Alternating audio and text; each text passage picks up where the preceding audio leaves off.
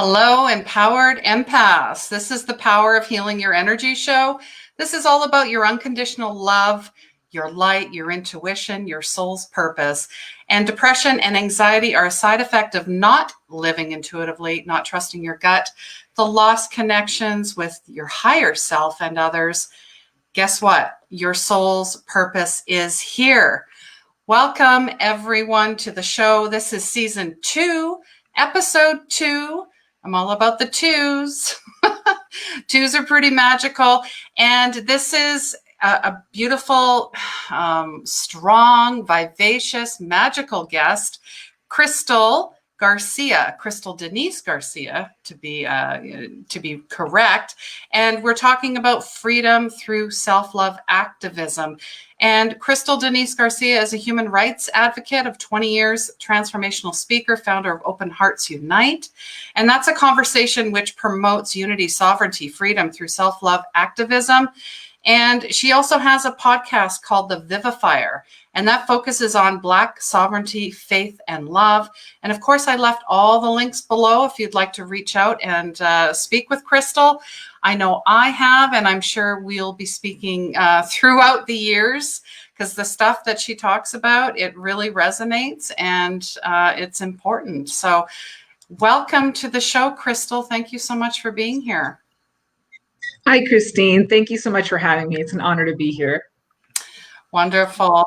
And, I guess when I heard the name Vivifier, like I said, you guys know that I love to rabbit hole stuff. So I'm like, well, what does Vivifier mean? And, it just says bringing life. Would that be a good example? Why did you choose the name Vivifier? Yes, that's exactly why. It's all about bringing that spark and sparking exactly the fire, the life, and bringing that aliveness forward. So yes, that's definitely why I chose it. I love that, because people just don't throw that into everyday conversation. I feel vivified. Yeah. People are going to be like, what do you mean? I love that you looked into it. That's really cool. Yeah. That's just me. Yeah, I'm curious like a cat. I just gotta know. I love it. That's aliveness with curiosity. So that's great. Yeah. So and what I love is you're a self-love activist, all about human rights. You were even seen on MSNBC Today's show, The Red Pill. Now, the Red Pill, I looked into it, but how did you get involved into that documentary, which is basically looking at the unique issues that affect men?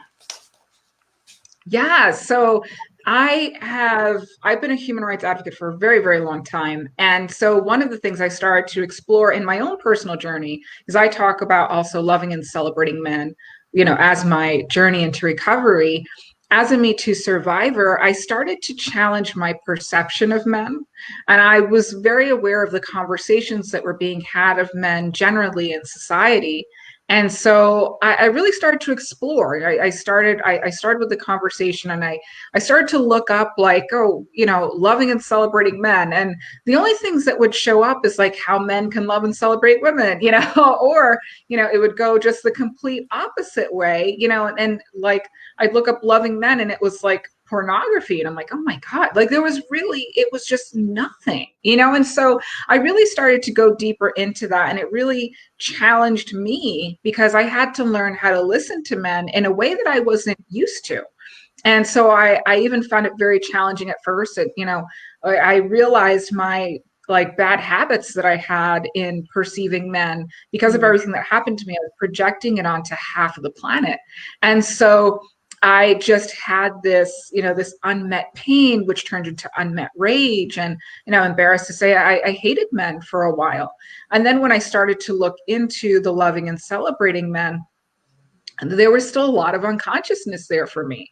And I still keep an eye out because I don't think that, a few years is going to completely show me all of my unconsciousness about things. But I had to learn how to be humble and listen to actually hear, these male survivors that were speaking up and the victims that were speaking up as well. And just listening to men in general, I realized that I was listening, waiting for them to be quiet so I could tell them how wrong they were. And that's not really listening, it's more just reacting. So in this journey, I came across the conversation of men's human rights issues. And within that, I found myself at the first conference of men's issues. And I met Cassie J there, who she is amazing. And she's a creator and producer of the Red Pill, the documentary. And so I was interviewed in that documentary.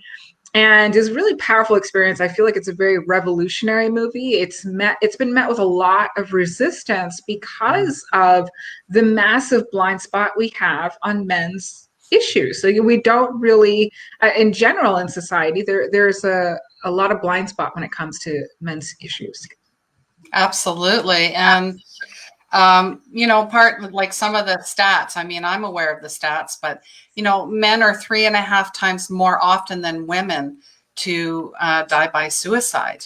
So that's 73%. And this is important too. 1 in 6 men have been sexually abused or assaulted. Mm-hmm. And, just listening. And then, the workplace deaths, 93% are men. Some of the stats for me were like, wow, okay.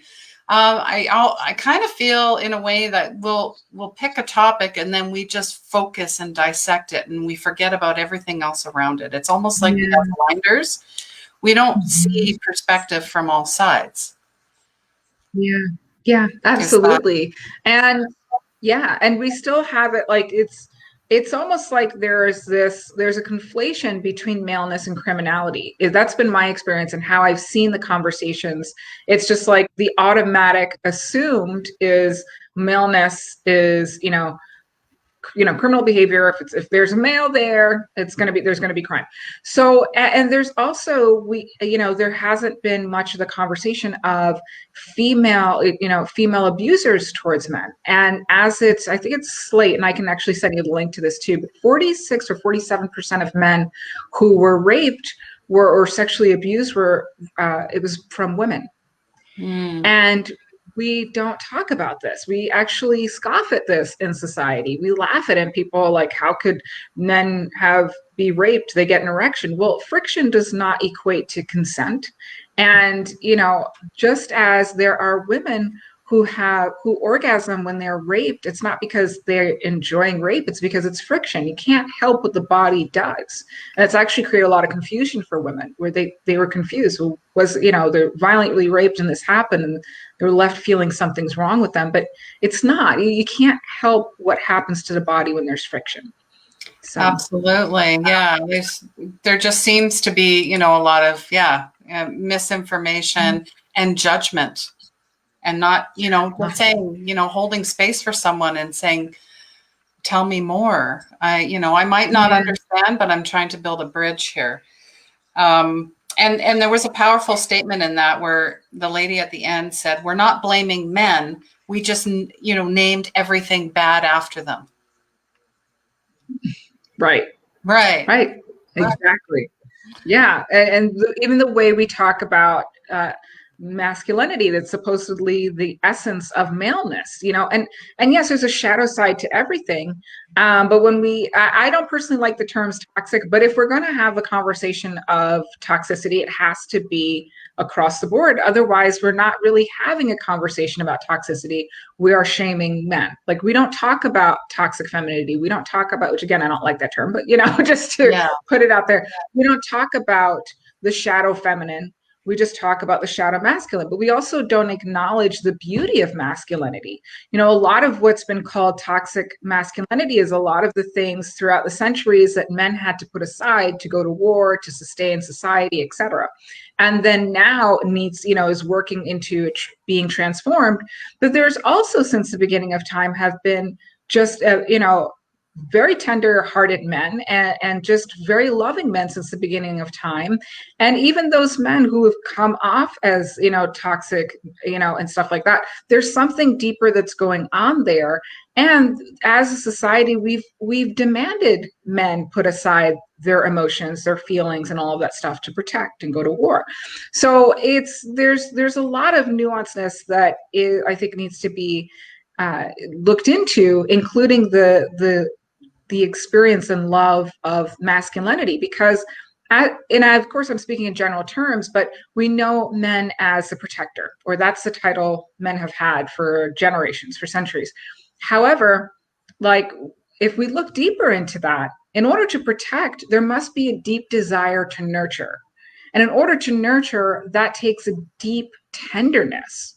So there is this absolute deep tenderness in men that's often not seen, or not seen. We see it, we just don't acknowledge it, or as a society we even shame it ourselves and then contribute to the very toxic masculinity that we say we don't want.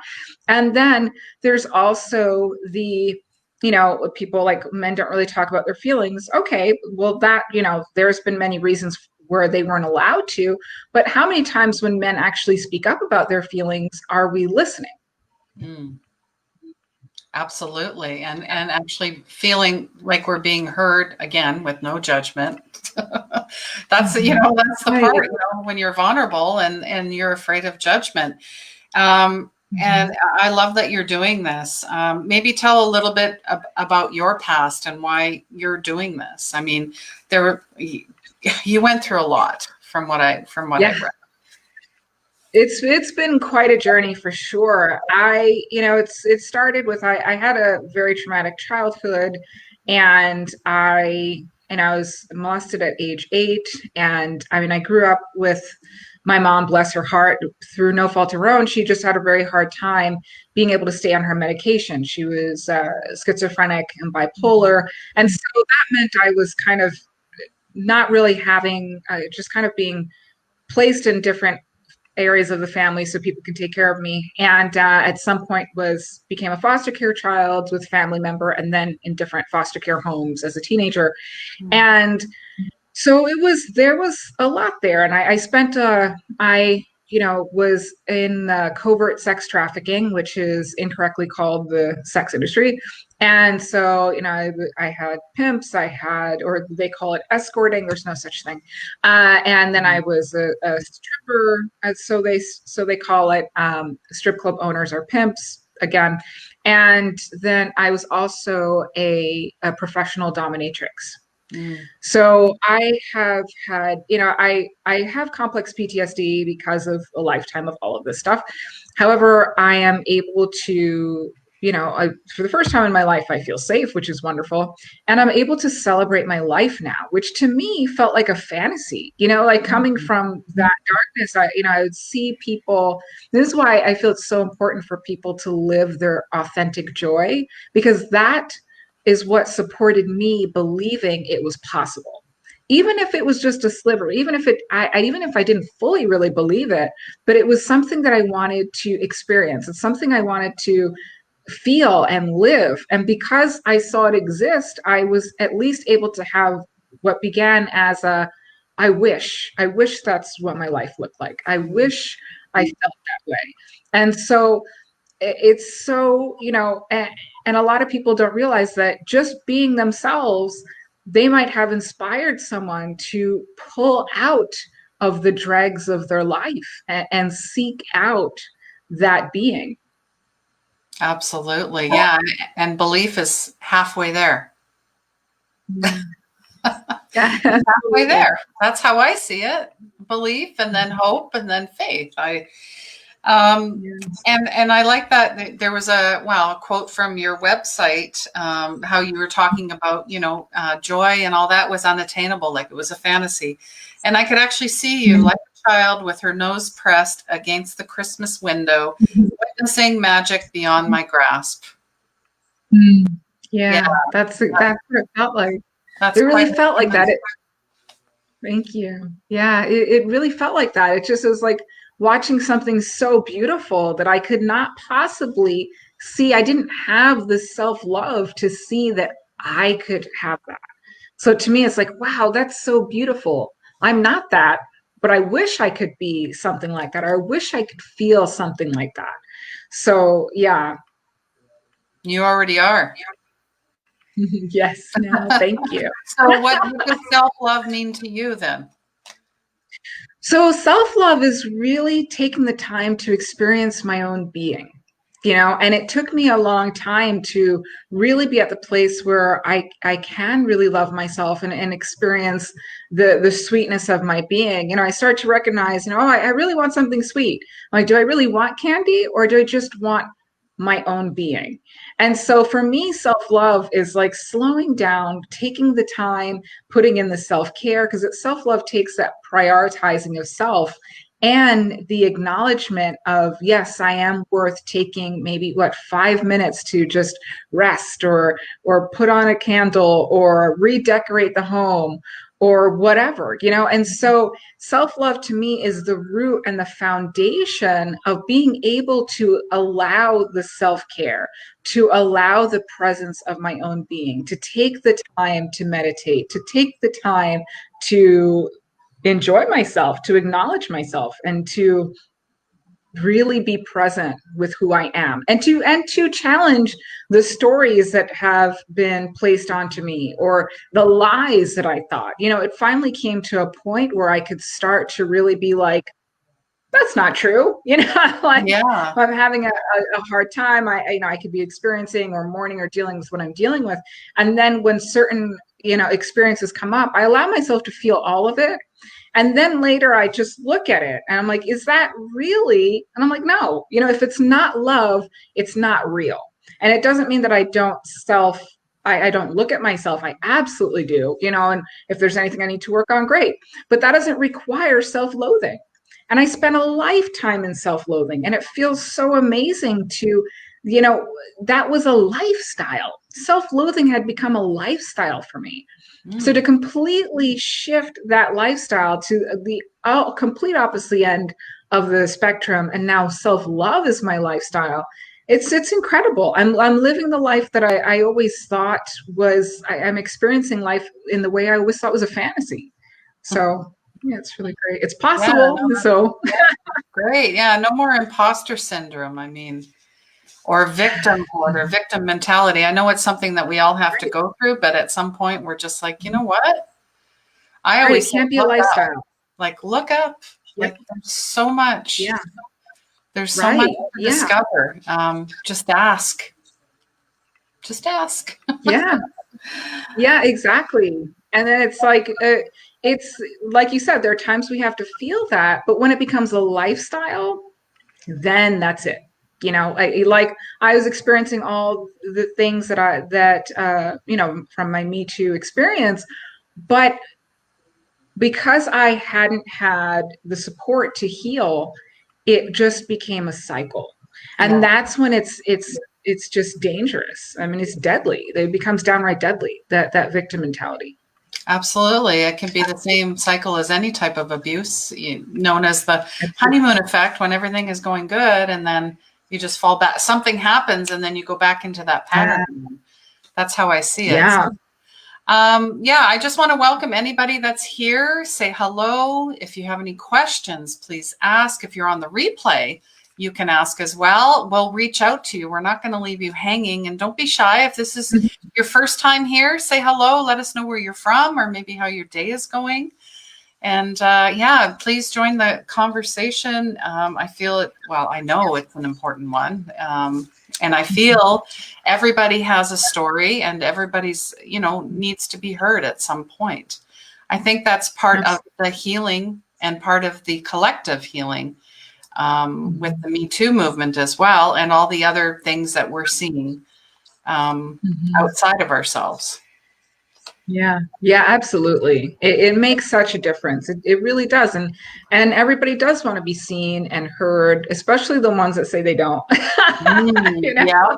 Because that's kind of it's like, oh, I can't be too vulnerable, so I can't let you know that I really do want you to see me and hear me, or those who shame, like, oh, like that's just, they definitely need to be seen and heard. But ultimately it's up to the individual, because there's really, we can do our best, but as the age old cliche, you can lead a horse to water, but you can't make it drink. Yeah. And I totally agree. So what other, why did I read something about a book? Did you write a book? Or yes. Yeah. I actually am in the editing process. It's been several years of journey. Yes, and I know. I'm in the same journey. I know. Yeah. And so I'm writing the book proposal now. I added a couple more chapters. I'm trimming some other chapters. So it is going through refinement phase yet again. I feel like I've done that so many times, but now it's like, I'm really glad that I waited until now, because there's definitely some new things that I've added. So yes, Loving and Celebrating Men, A Woman's Journey into Recovery. And so yeah, that's the one I'm working on the book proposal for. And yeah, I'm pretty excited about it, because it's been quite a long journey. So I'm like, okay, doesn't have to be perfect, just put it out there, like send out the manuscript, It came so from your heart. So yes, exactly. Oh, that's wonderful. Well, I'd love to read it at some point. So it sounds fantastic. I mean, the title alone is pique curiosity, right? So Thank you.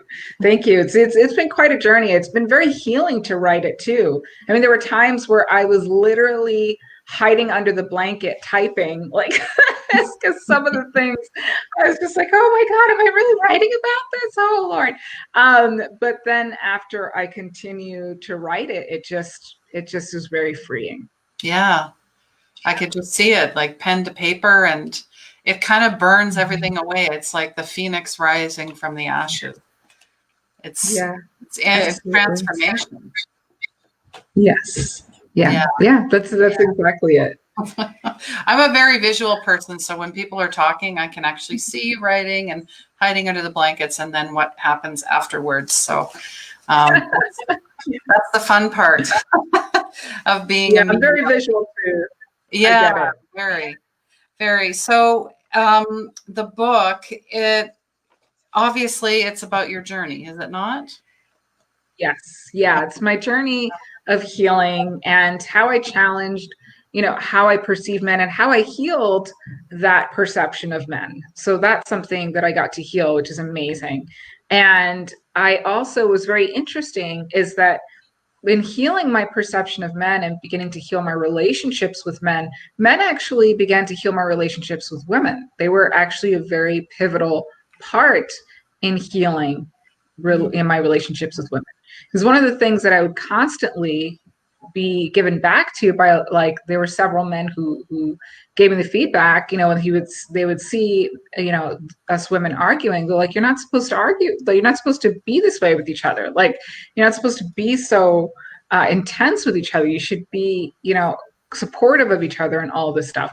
So that was really beautiful to have that. I mean, it's completely unexpected. It's just not what I expected at all. I would have never even thought of that. But that's been really, really beautiful. That was really beautiful too.